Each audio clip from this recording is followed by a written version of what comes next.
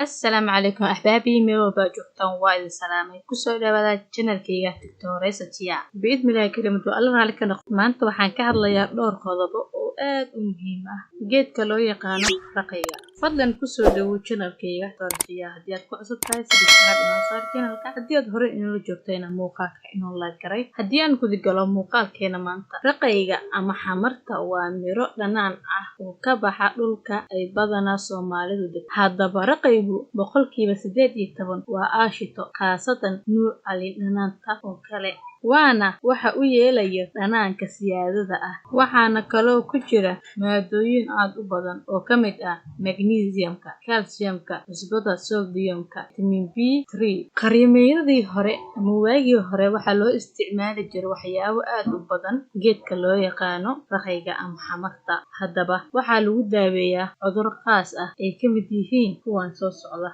raqaygu wuxuu leeyahay awood qalajiye ah wuxuuna dilaa jeermisyo kala duwan oo bini'aadamka ku dhaca khaasatan bakteeriyada 2 raqaygu waa calool jilciye degdeg ah wuxuuna hoos u dhigaa aashitada caloosha 3 raqayga waxa ku jira maado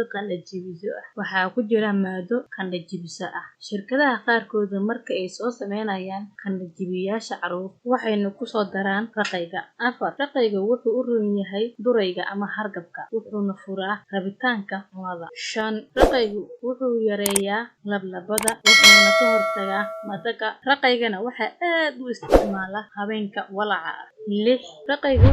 raqaygu wuxuu si dhaqsi ah u baabi'iyaa haraadka ama uunka waana sababta ay ummado fara badan u isticmaalaan xilliga ramadaanka raqayga hadaba aad iyo aad ugu mahadsantihiin daawashada muuqaalkan fadlan hadii aad ku cusub tahay subscribe inoo saar channelkeena hadii aad hore inoo joogtayna muuqaalka like isa waad ku mahadsantahay